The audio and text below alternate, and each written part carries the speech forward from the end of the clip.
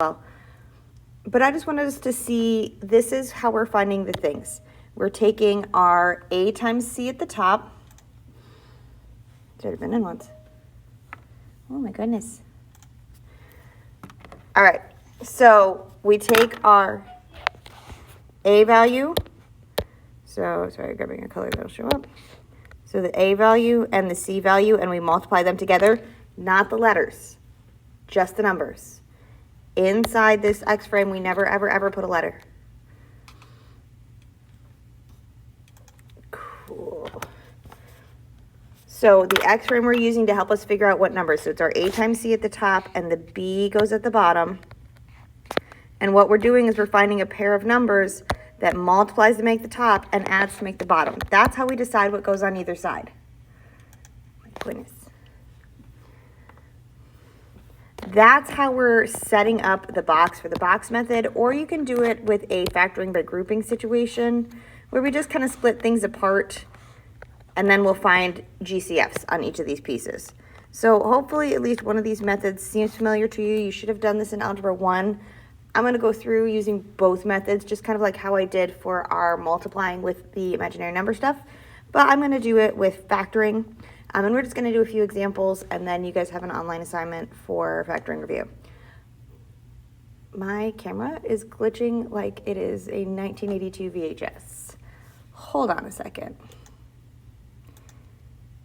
There we go. Side view. Camera 2. Let's go back to camera 1. Maybe. No, it doesn't like that one. We'll go back to this one. Okay, I will turn and face this direction. Oh my gosh, so much fun. Don't we love technology? It's the best.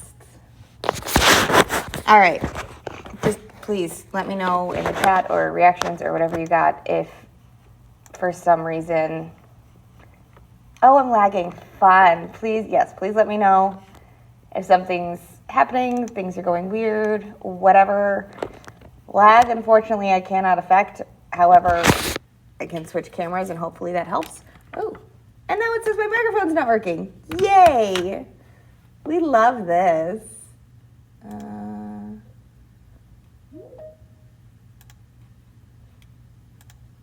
Okay, let's try that one. I'm just gonna take the USB mic off here. Is that better?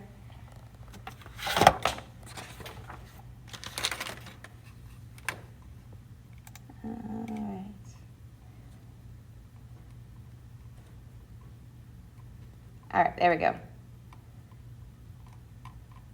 That should be better.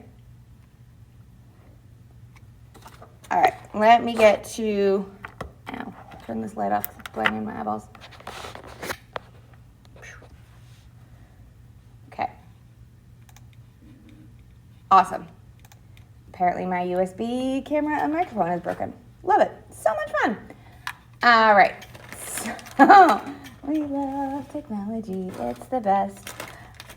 We've got our first one up here. We're going to do this. We're going to put it into our factored form. So we saw that phrase on the exit ticket last week, factored form. We just hadn't actually done anything with it yet. So we're going to do something with it now.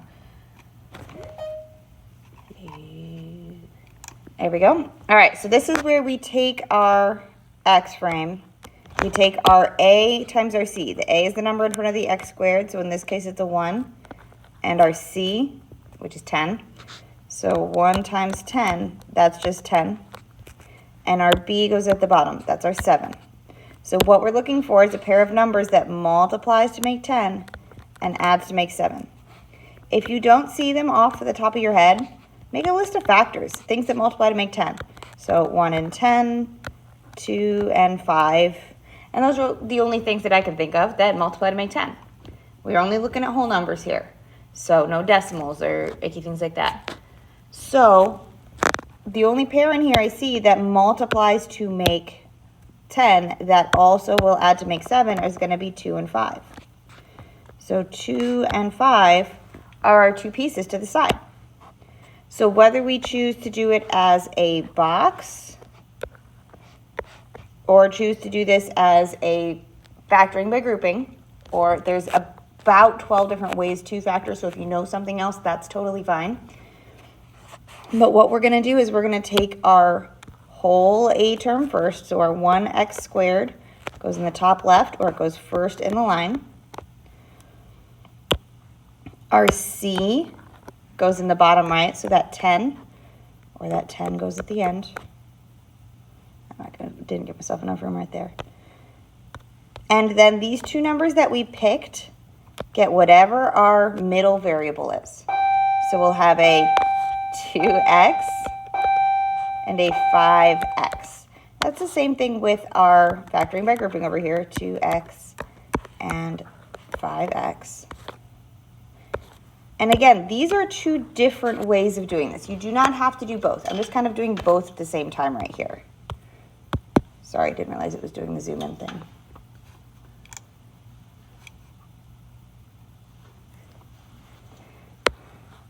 So now what we're doing is we're pulling our factors. That was not the laser pointer.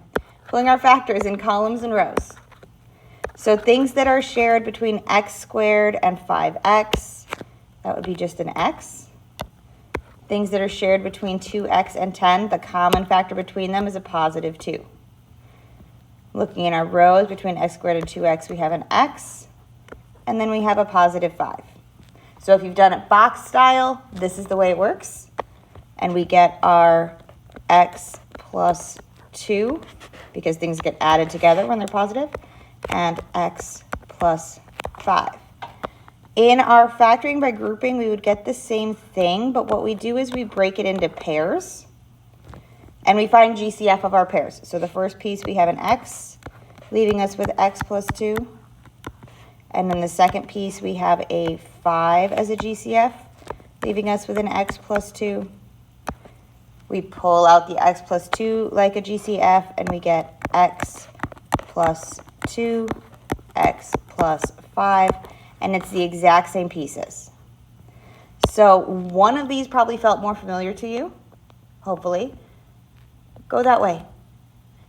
If neither of these felt familiar to you, you probably learned something else for factoring in Algebra 1, and if you remember what that is, that still works. Just check in with me, and I'd be happy to walk you through stuff. I know 95% of them, but I'm always open to being taught a new one. So make sure that you are comfortable with the factoring part, because that's going to come up tomorrow in class. We're going to practice factoring again. Any questions on this first one? If you do, feel free to toss up a reaction. I'm assuming I can see that on this end. Or like a raise hand or whatever you need to do for it. Boop. Because I want us to do one that has a number in the front, because that makes things a little bit harder. Dropping stuff.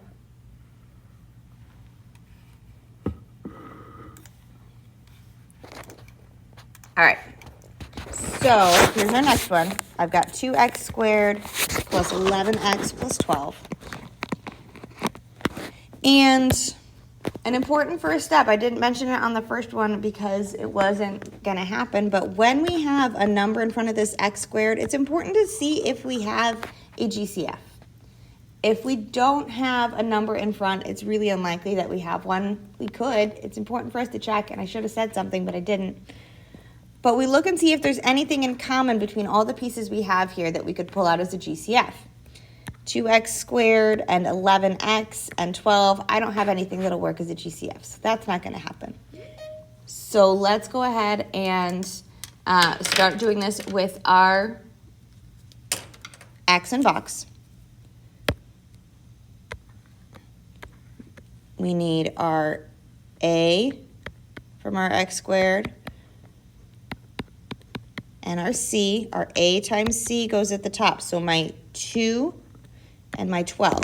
2 times 12, that gives us 24. And our b goes at the bottom, that's the 11. So we need a pair of numbers that's going to multiply to make 24 and add to make 11.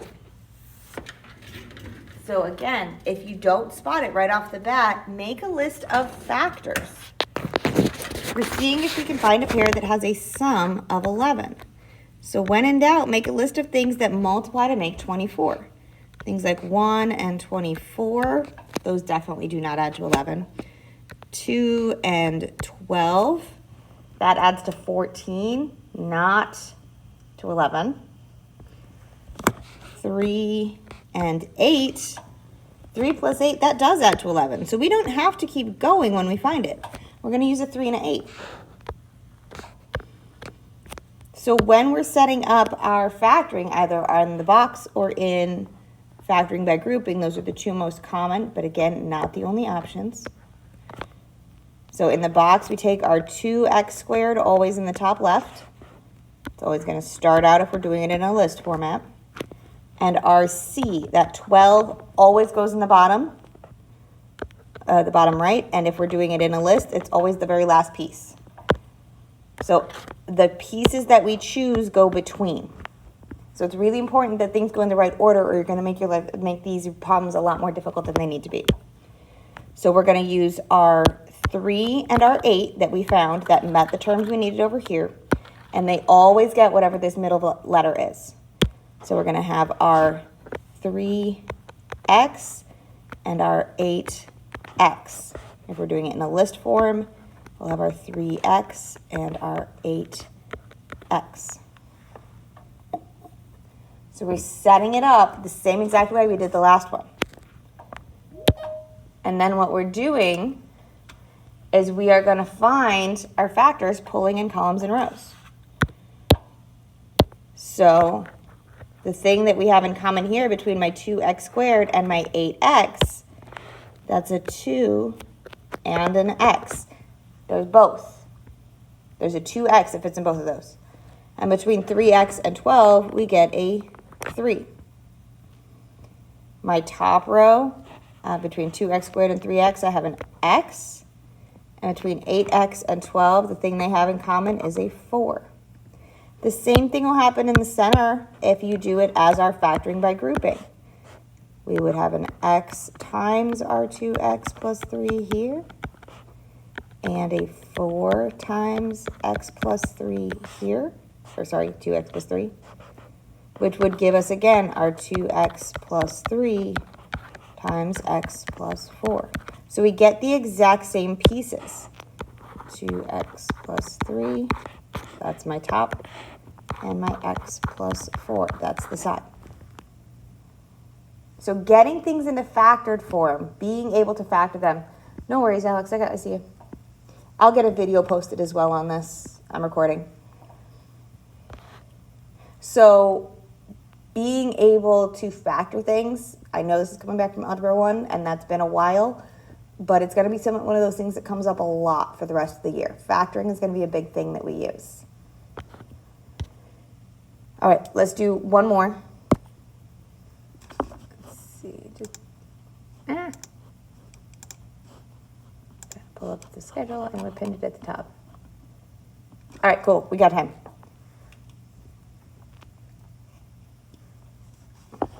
So this is going to be the last one. So on this one, there's an important thing I need us to notice. We've got 6x squared minus 27x minus 15. And what I need us to notice, first things first, is that all of these are divisible by 3.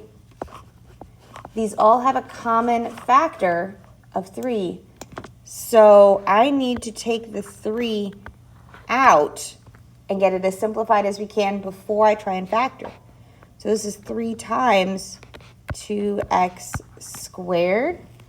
27 divided by 3, that's going to give us 9. So minus 9x. 15 divided by 3, that gives us a minus 5. So GCFs make a difference because I want to factor this piece. Otherwise, I'm going to get different numbers, and it's actually going to make our answers wrong when we do this, looking at our solving steps tomorrow, if we don't notice those greatest common factors. So we got to watch out for GCFs in there. So they look for things that are common between all the pieces. So then what we're going to do is we're going to factor this guy just the same way we did. I'm going to use my x. We're going to take our a, which is 2, times our c, which is negative 5, and we get negative 10. and our b is a minus 9. So we need things that multiply to make negative 10 and add to make negative 9. When we have a negative number on the top, what that means is I'm looking for factors that have a difference of 9. So one of them is going to be negative, but we need a piece that has a difference of 9. So thinking about 10, we did that one earlier. It's 1 and 10 or 2 and 5. And the pair that has a difference of 9 is this guy, the 1 and the 10. In order for them to add up to be a negative 9, I need this to be a negative 10 and a positive 1. So we're going to have values that are positive and negative. That's a thing that we can do. I'm going to do the box on this one only just because I'm going to run out of space on the things I need to do. So if you are a factoring by grouping or one of the other methods of factoring, totally go for it. You should get the exact same answer. I'm just going to do the box right now to save a little bit of space on my screen. So I'm going to take my 2x squared, the a term that we used, and our minus 5. Then we're going to have our 1x and our minus 10x. And we're going to, again, pull our factors in columns and rows. So we're going to have what's shared between 2x squared and minus 10x is a 2x. And the thing being shared between a 1x and a 5, they don't really have anything in common, so what they have is a common factor of 1. If there's nothing else we see, it's going to be a 1. In our top row, we're going to have our x. In our bottom row, we got to be careful because here we have a minus 5. This spot will always have the same sign as this box. These two pieces always have the same sign. Same thing here. These two pieces will always have the same sign. And when we're factoring, we really only do it when we have a positive x squared value. If we have negatives, we're going to set things up a little bit differently. So writing this into our factored form, my parentheses piece becomes 2x plus 1 times my x minus 5. But my fully factored form of this thing still has that GCF, that a value of 1 out here. So our final version of our factored form is this. So it's got the 3 out front, it's got my 2x plus 1, and it's got my x minus 5. So hopefully this is vaguely familiar, which is why I was comfortable having this be our e-learning day activity, because you've done factoring. It's just been a minute. We're going to use it for our solving and things like that tomorrow in class. So we are going to come back to factoring. It's going to be one of those things that comes up in a surprising number of chapters between here and the end of the year, like all year. Factoring is going to come back. Okay, so it's important for us to practice our factoring. Speaking of practice, oh my gosh, we have an e-learning day assignment. Shock. It's on an external website. It's on quizzes. It's multiple choice. So we love that. But it's factoring. So I have up here a tiny URL if you hate going on Canvas, but you're on here, so you should be fine. I can also copy and paste it into the chat, but I just have to get to it. It's also on the Canvas page. So if you don't want to do it right now because you have another class to go to in like 2 minutes, I get it. But it is a factoring, it is a quizzes, and district policies that you have 5 days from today to get it done. I have it scheduled to close in a week, so I give you guys a couple extra days. So next Tuesday is when that assignment will close. But it's up on quizzes, and it is factoring practice, okay? So it is available in the Canvas page.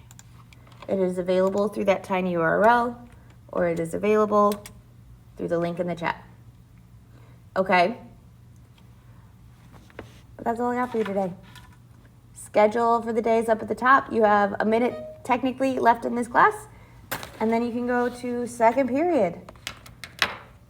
Welcome to e-learning. Yay. Or CD message. See you later, guys.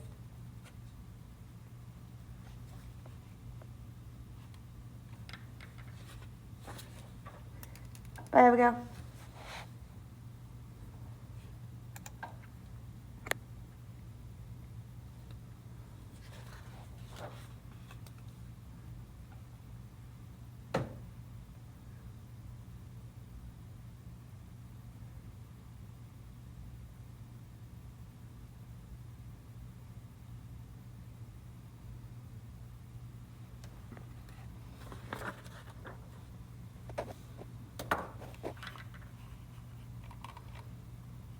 All right, ding, that's the bell for the end of first period.